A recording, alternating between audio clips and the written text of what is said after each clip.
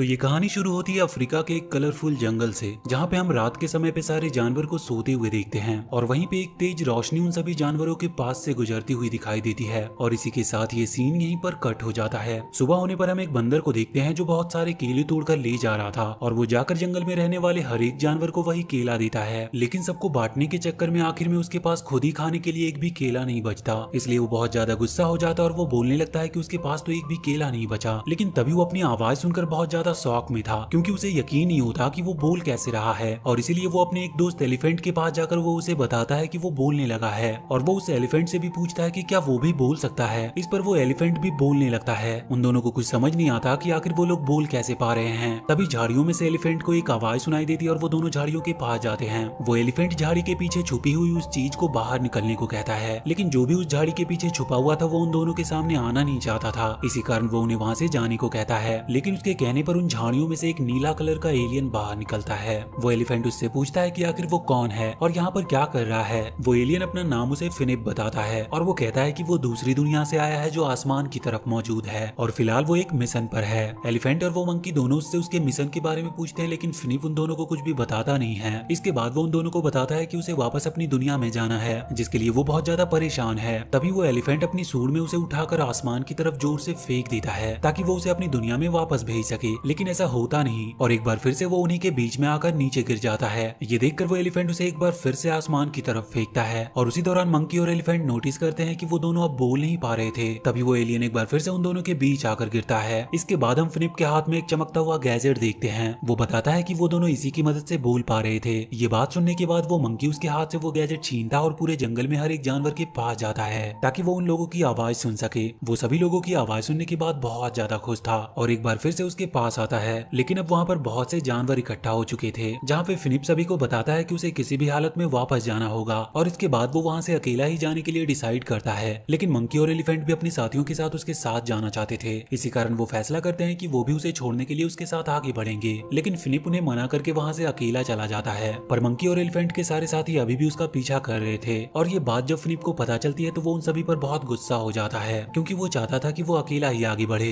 वो एलिफेंट और मंकी उससे उसके मिशन के बारे में पूछते हैं, जिस पर फिनिप सभी को बताता है कि उसे पृथ्वी को जीतने के लिए यहाँ भेजा गया था, लेकिन उसकी शिप अब खराब हो चुकी है और अब वो वापस घर नहीं जा सकता और उसने अभी तक पृथ्वी भी नहीं जीती। ये बात सुनकर वहाँ मौजूद सारे जानवर उसे मोटिवेट करने लगते हैं और उसे कहते हैं कि तुम अभी भी पृथ्वी जीत सकते हो। और इसके बाद वो सभी लोग इस तरह का दिखावा करने लगते हैं कि उस एलियन ने उन सभी लोगों को हराकर पृथ्वी को जीत लिया है। इस बात से फिनिप बहुत ज्यादा खुश होता है और मंकी और एलिफेंट के सारे साथियों को अपना दोस्त बना लेता है, क्योंकि वो बहुत ही ज्यादा अच्छे थे। उन्होंने उसकी पृथ्वी को जीतने में मदद जो की थी। और वहीं थोड़ी देर बाद ही उस एलियन के अंदर से एक अजीब सी रोशनी चमकने लगती है। दरअसल ये उसका अलार्म था जो उसकी दुनिया के लोग अपने साथ हमेशा कैरी किया करते थे और उसने भी उसे अपने पास रखा था ताकि जब वो प्लेनेट को जीत ले तो वो अलार्म ऑन हो जाए, जिससे उसकी दुनिया के लोगों को भी पता चल सके। इसके बाद सारे लोग डिसाइड करते हैं कि वो फिनिप की उस स्पेसशिप को ढूंढ लेंगे जो खराब हो चुकी है और सभी लोग उस स्पेसशिप को ढूंढने के लिए आगे बढ़ जाते हैं। फिनिप के साथ उसके नए दोस्त भी मौजूद थे, इसीलिए अब वो बहुत ज्यादा खुश था। उसी जंगल में हम एक बर्ड के अंडे को देखते हैं जो अपने ही घोंसले से उछल कूद कर रहा था और इसके बाद सारे लोग स्पेसशिप को ढूंढने के लिए आगे बढ़ जाते हैं। आगे बढ़ते हुए वो लोग रेगिस्तान की तरफ आ जाते हैं, जहाँ पर उन्हें एक भैंसों का झुंड नजर आता है और वहाँ पर उस एलियन के पास रखे उस गैजेट के कारण वो भैंसे भी बोलने और गाने लगती है। ये देखकर उन भैंसों के झुंड का लीडर एलियन और उसके साथियों को एक गाने का चैलेंज देता है, जिस पर एलियन उन सभी भैंसों को हरा देता है। जिसके बाद वो लोग वहाँ से आगे बढ़ते हैं। रास्ते में हम वही बर्ड का अंडा देख पाते हैं जो लुढ़कते हुए इन्हीं लोगों का पीछा करते हुए आगे बढ़ रहा था। तभी वो एलिफेंट के पैरों के नीचे आ जाता है, जिससे एक छोटा सा शुतुरमुर्ग बाहर निकलता है और वो पैदा होते ही उड़ने की कोशिश करने लगा था, लेकिन वो उड़ नहीं पाता और आकर सीधा जमीन पर गिरता है। लेकिन तभी उस छोटे से शुतुरमुर्ग की माँ वहाँ पर आ जाती है जो अपनी बेटी को वहाँ से ले जाती है और वहीं पे वो शुतुरमुर्ग की माँ अपनी बेटी को जोर से गले लगाती है। ये देखकर वो एलियन बहुत ज्यादा हैरान था। इसके बाद हम सभी को देखते हैं जो एलियन के स्पेसशिप की तरफ आगे बढ़ रहे थे और उन सभी में एक छोटा पोर्क्यूपाइन था जो उन लोगों से बिछड़ जाता है, क्योंकि वो बहुत ही छोटा था और वो झाड़ियों में अच्छे से चल नहीं पाता। वहीं आगे बढ़ते हुए फिनिप मंकी से पूछता है कि आखिर उस शुतुरमुर्ग ने अपने बेटे को गले क्यों लगाया। तो मंकी उसे बताता है कि जो भी जिससे प्यार करता है वो इसी तरह एक दूसरे को गले लगाया करते हैं और पृथ्वी पर तो ऐसा ही होता है। इस बात से वो एलियन बहुत ही ज्यादा प्रभावित होता है। मंकी उसे बताता है कि प्यार की परिभाषा गले लगाकर सभी को दी जा सकती है। इसके बाद थकान के कारण मंकी को बहुत ज्यादा भूख लगने लगी थी, लेकिन वो एलियन उनसे कहता है कि हमें चलते रहना चाहिए ताकि हम वो स्पेसशिप के पास जल्द से जल्द पहुंच जाए। तभी वहाँ पर हम उन्हीं भैंसों का झुंड को बड़ी तेजी से उनकी तरफ आगे बढ़ते हुए देखते हैं, जिसे देखकर मंकी और उसके सारे साथी बहुत ज्यादा डर जाते हैं। मंकी फिनिप से कहता है कि हमें जल्द से जल्द यहाँ से भाग जाना चाहिए, नहीं तो भैंसों का झुंड उन्हें खत्म कर सकता है। है, लेकिन वो उन सभी को डरने से मना करता है और कहता है कि जब तक वो उनके साथ है वो भैंसे उनका कुछ भी नहीं बिगाड़ सकते। तभी उन भैंसों का लीडर उन लोगों के पास आता है और उनका लीडर फिनिप को धन्यवाद कहता है, क्योंकि उसी के कारण अब वो बोल पा रहे थे। और उसके बाद फिनिप और मंकी एक बार फिर से अपने साथियों के साथ आगे बढ़ जाते हैं। इसके बाद हम उस पोर्क्यूपाइन को देखते हैं जो किसी तरह से उन झाड़ियों में से होते हुए उसी जगह पर पहुंच चुका था जहां पर फिनिप की वो खराब स्पेसशिप पड़ी हुई थी। वो उस स्पेसशिप के पास जाता है जहां पर उसे एक चमकती हुई चीज नजर आती है और वो उस चीज को देखकर बड़ा हैरान होता है और वो उस चमकती हुई चीज को छू लेता है, जिसके बाद वो स्पेसशिप ऑन हो जाती है। दरअसल वो उस स्पेसशिप को ऑन करने का बटन था जो पोर्क्यूपाइन ने छू लिया था। इसके बाद उस स्पेसशिप में एक मैसेज डिलीवर होता है जो फिनिप की दुनिया के लीडर का था। वो फिनिप को बता रहा होता है कि तुम्हें लगभग 2 महीने से ज्यादा हो चुके हैं और तुम अभी तक अपने मिशन में कामयाब नहीं हुए हो जो तुम्हें सौंपा गया था। वो लीडर उसे बता रहा था कि अगर तुमसे पृथ्वी नहीं जीती जा रही तो तुम वापस आ सकते हो। ये बात जब वो पोर्क्यूपाइन सुनता है तो वो बहुत ज्यादा घबरा जाता है और अपने सारे साथियों के पास जाने लगता है, लेकिन वहीं पर एक चट्टान से टकराकर वो नीचे लुढ़क जाता है और उसके नुकीले कांटे होने के कारण वो सीधा जाकर एक पेड़ में चिपक जाता है और वो उससे निकल नहीं पा रहा था। इधर हम सभी जानवरों को देखते हैं जो उस एलियन के साथ शिप की तरफ आगे बढ़ रहे थे, लेकिन सारे लोग थके हुए थे जिस कारण वो शाम होने पर वहीं पर आराम करने का सोचते हैं। फिनिप भी वहीं पर उदास होकर बैठा था, इसीलिए वो एलिफेंट उसे अपने पास सूंड की मदद से खींच लेता है और इस तरह से फिनिप को नींद लग जाती है।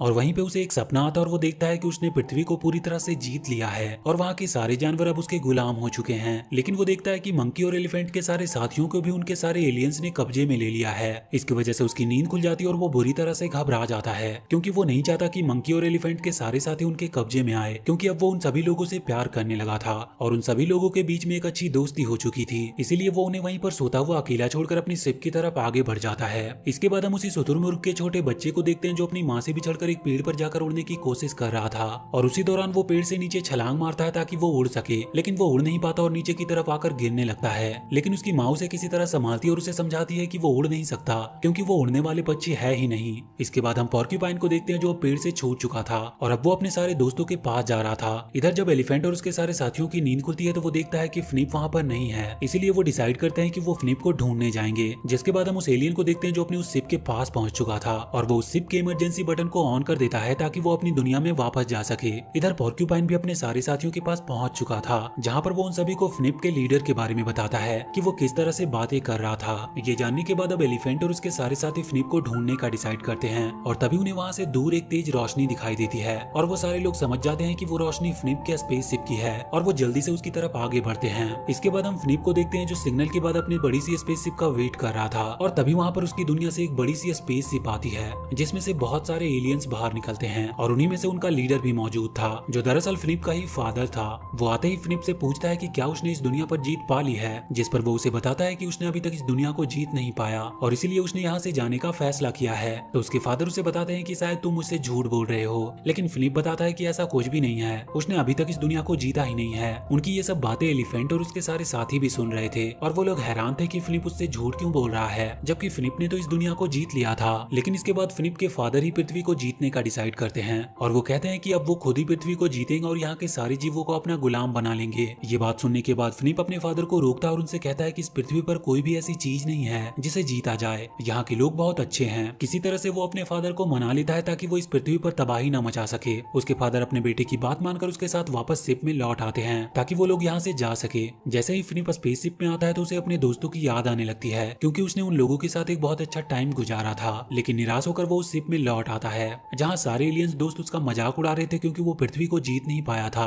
और यहाँ पर हमें पता चलता है कि फिनिप को पहली बार मिशन पर भेजा गया था ताकि वो पृथ्वी को जीत सके और उसने अभी तक किसी भी प्लेनेट को जीता नहीं था और इसी कारण उसके सारे साथी उसका मजाक उड़ाते थे। इसके बाद फिनिप के फादर उसे अगले मिशन के लिए रेडी कर रहे थे और इस दौरान हमें पता चलता है कि उसके फादर फिनिप को अब एक ऐसे प्लेनेट पर भेजने वाले हैं जो बहुत ही ज्यादा खतरनाक थी, जिसे कोई भी अभी तक जीत नहीं सका था। दरअसल उसके फादर फिनिप को सजा के तौर पर उस प्लेनेट पर भेजना चाहते थे, लेकिन इस कारण फिनिप उनसे बहुत ज्यादा गुस्सा हो जाता है। लेकिन तभी वहाँ पर हम एलिफेंट और उसके सारे साथियों को देखते हैं जो फिनिप को रोकने और उसकी मदद करने के लिए वहाँ पर आ चुके थे। वो उसके फादर को बताते हैं कि तुम फिनिप को यहाँ से ले नहीं जा सकते क्योंकि वो चाहते हैं कि फिनिप अब इसी जगह पे रहे। फिनिप भी अपने साथियों को वहाँ पर देखकर बहुत खुश था और अब वो भी उन्हीं की बोली बोलने लगा था और वो कहता है कि उसने इस पृथ्वी को जीता और वो इसी पृथ्वी पर रहना चाहता है और वो चाहता है कि उन सारे पृथ्वीवासियों को छोड़ दिया जाए, उन्हें गुलाम ना बनाया जाए क्योंकि फिनिप ने ही उस पृथ्वी को जीता है। उसके फादर एलिफेंट और उसके दोस्तों को वहाँ पर देखकर बहुत ज्यादा गुस्सा होते हैं और वो कहते हैं कि अब वो पृथ्वी को पूरी तरह से नष्ट करके और इसे जीतकर यहाँ से जाएंगे। इसके बाद वो अपने पास रखी हुई एक गन निकालते हैं और उन लोगों के ऊपर शूट कर देते हैं,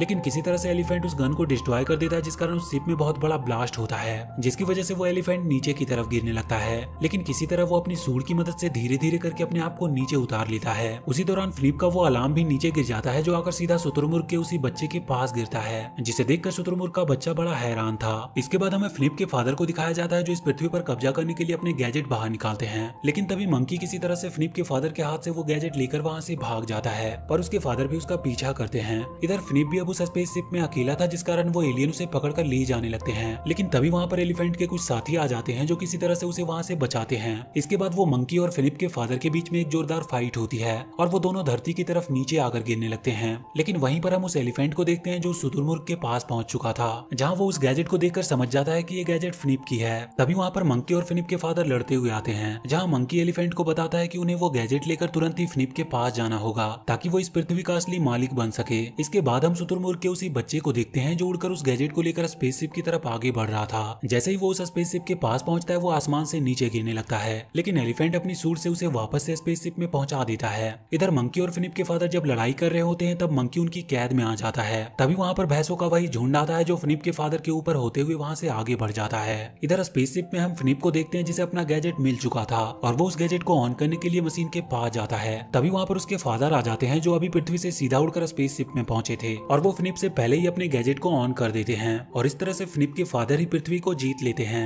ये देखकर फिलिप बहुत ज्यादा उदास होता है, जिसके बाद वो अपने फादर को बताता है कि वो इस पृथ्वी को जीत सकते हैं, लेकिन यहाँ के लोगों को वो बिल्कुल नहीं जीत सकते। वो बताता है कि यहाँ के लोगों को जीतने के लिए उनके पास एक खास चीज होनी जरूरी है, जो उनके पास नहीं है। ऐसा कहकर वो अपने फादर को गले लगा लेता है। तभी हम देखते हैं कि उसके फादर और फिलिप दोनों का कलर पूरी तरह से चेंज हो चुका है, और अब वो दोनों पीले हो चुके हैं। और यहाँ पर हमें पता चलता है कि वो अब सारी बुराइयों को छोड़कर आजाद हो चुके थे, और अब उनके अंदर कोई भी बुराई नहीं बची थी। इसके बाद फिलिप के फादर अपने बेटे को गले लगाकर इमोशनल हो जाते हैं, क्योंकि उन्होंने दुनिया को जीतने के लिए अपने बेटे को खो दिया था। इसके बाद फिलिप और उसके फादर वहाँ मौजूद सारे एलियन को भी उसी तरह पीला कर देते हैं, ताकि उनके अंदर से भी सारी बुराइयां दूर हो जाए। इसके बाद सारे एलियन अब पृथ्वी पर लौट आते हैं, जहाँ पर हम देखते हैं कि सारे एलियन पूरी तरह से पीले हैं, और हम एलिफेंट और उसके दोस्तों को देखते हैं, जो फिलिप को देखकर बहुत ज्यादा खुश थे। इसके बाद फिलिप अपने पास रखे हुए उस गैजेट को आसमान की तरफ फेंकता है, जहाँ वो चमकता हुआ आसमान में फिलिप के सारे दोस्तों की तस्वीर बनाता है, जिसमें एलिफेंट और उसके सारे साथी भी थे। वहाँ मौजूद सभी जानवर ये देखकर बहुत ज्यादा खुश हुए, और इसी के साथ ये मूवी यहीं पर खत्म हो जाती है। तो वीडियो अगर अच्छी लगी हो तो please do like and share this video, and please subscribe to my channel and press that bell icon.